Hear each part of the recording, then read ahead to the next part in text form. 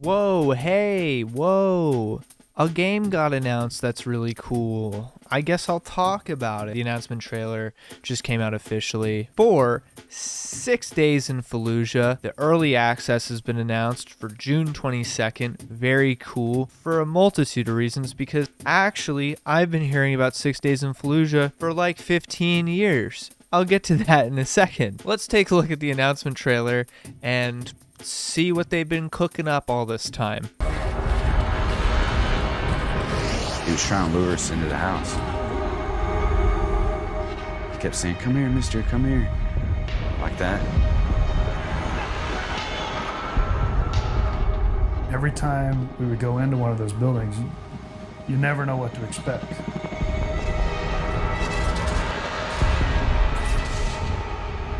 Every day, guys knew the first guy through the door was probably going to die.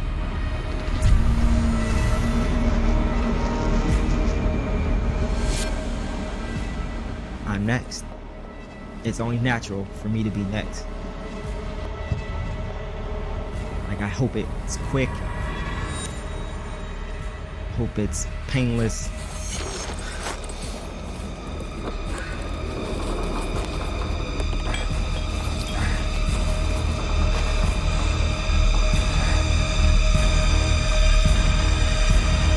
You start to, like, plan your own death.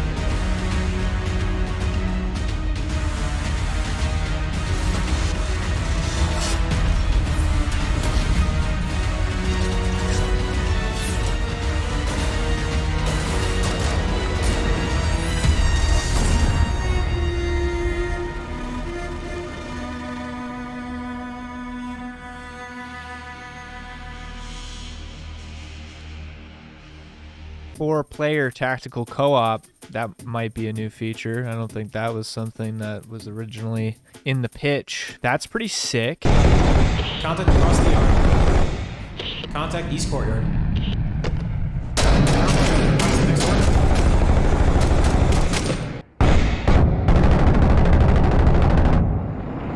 Reloading. Connor, can you stay on this rooftop and provide overwatch with the saw while we cross? We're gonna hit this building. First floor, everybody else. We have mortars in the back building here. The one that was farther west. Keep an eye on it.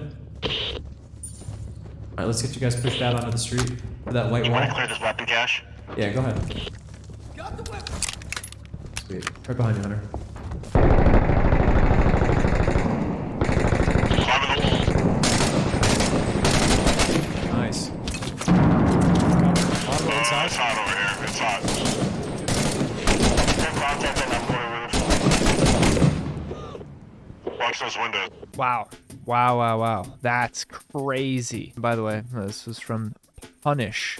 Yeah, great gameplay, bud. Sick. This is exactly the kind of game that I would play a lot with my friends. Milsim games we enjoy quite frequently. Big Arma 3, Insurgency, Project Reality, Ready or Not, D fans. We play those games quite a bit. Have a hell of a time. Have a lot of fun on those games. So this looks really interesting. I love the immersion and everything. This game's been in the oven for a while. They've been cooking this one up. So 6 Days in Fallujah was a game that was in development a while ago, a long time ago, and it looked completely different then. This was planned for the original Xbox at the time when they were first making it. It was made arguably a bit too soon after the actual conflict that it was modeled off of, maybe just a few years only, and a lot of people didn't like that.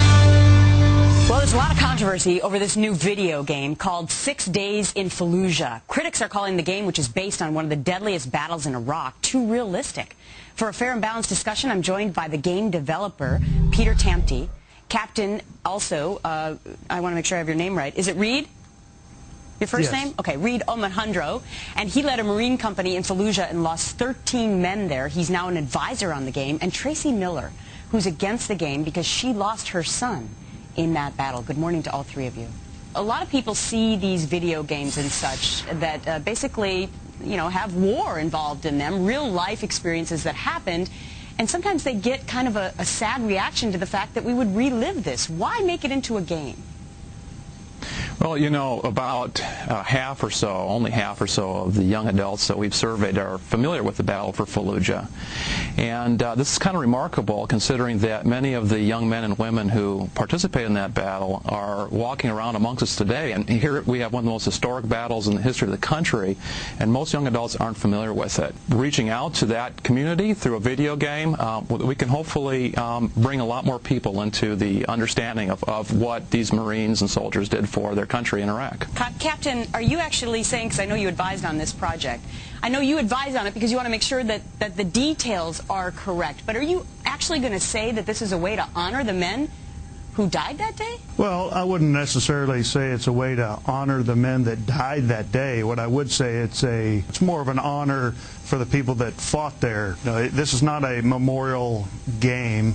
What it is it's a interactive media format to actually educate the user and provide something for them to get just a fraction of an experience of what we did when we were there.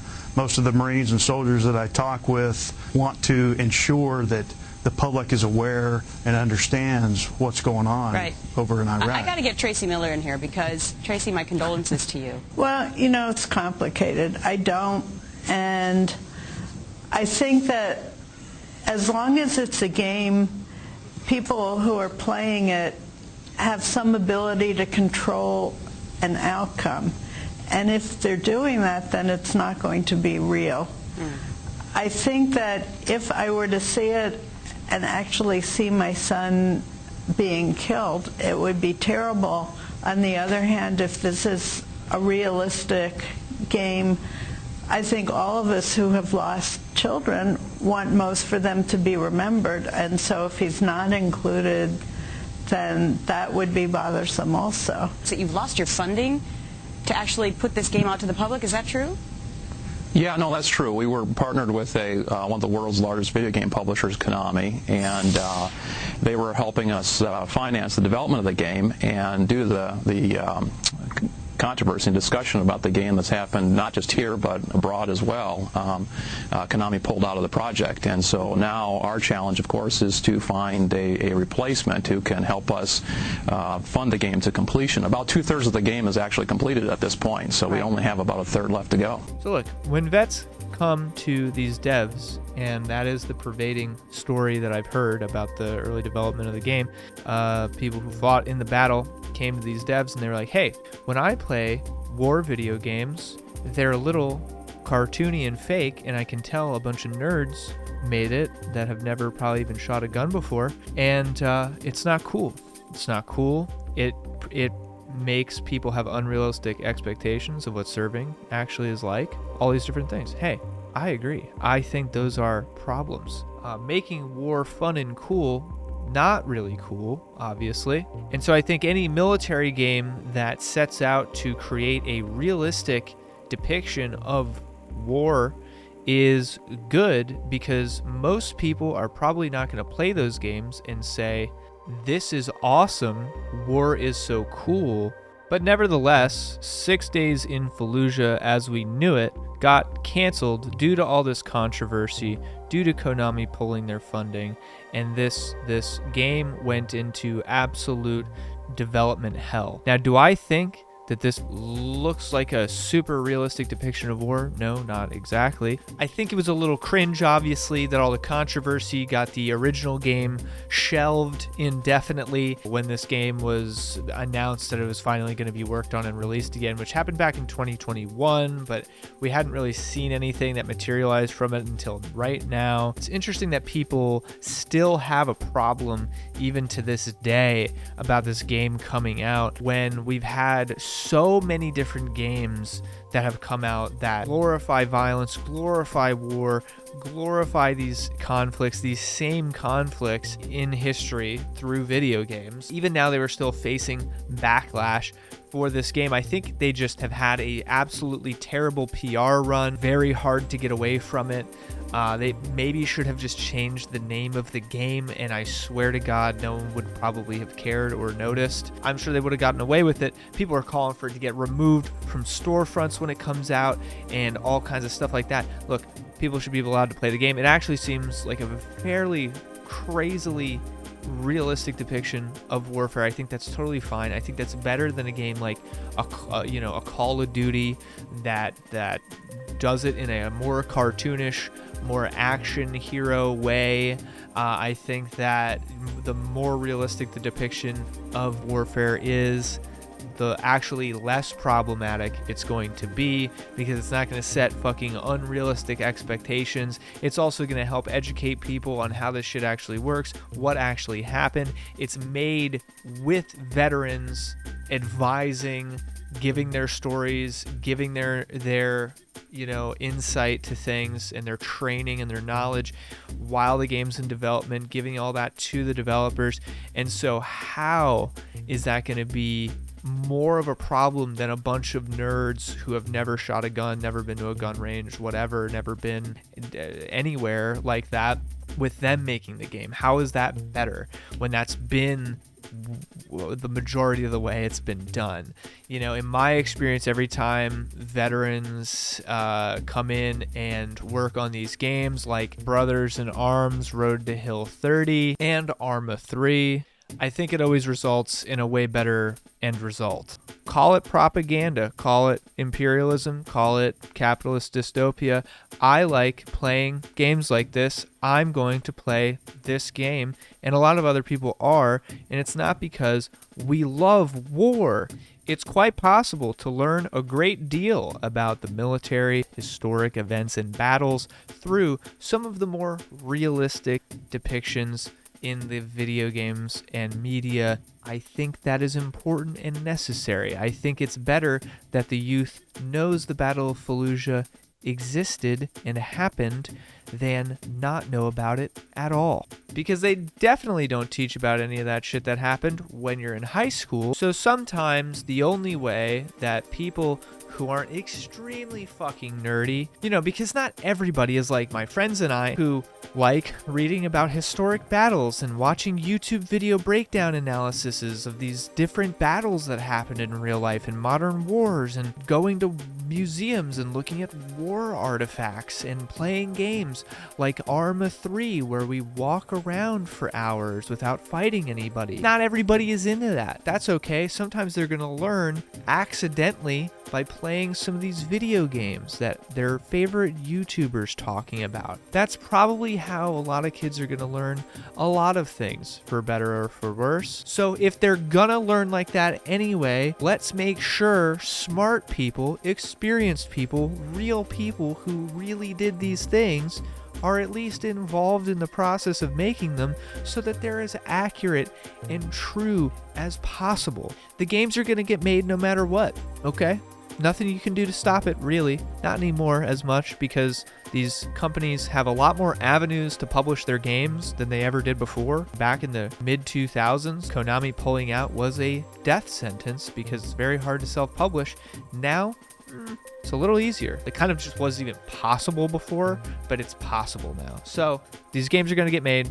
Good luck if you're trying to stop them. I'm going to play it. I'm excited. I don't know if I'll get early access. Maybe. If you guys want to see it, comment down below. If you want to watch early access stuff when it comes out, I'll play it. Fuck it. I'll do it. I will. Watch me.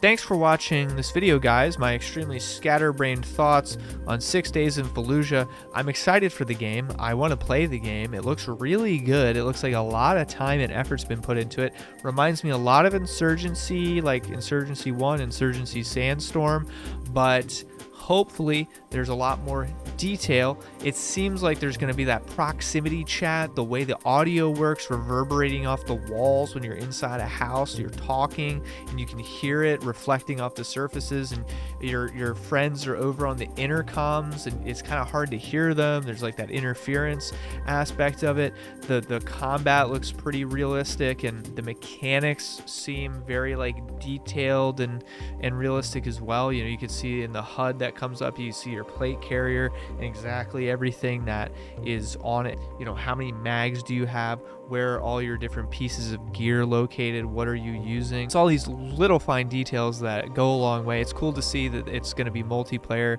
4-player co-op, because I don't think that was something that was originally going to be in the older version of the game. So, you know, maybe waiting all this time is going to result in a better, more polished, cool project. What do you know? Who would have thought? Anyway, guys, thanks so much for watching.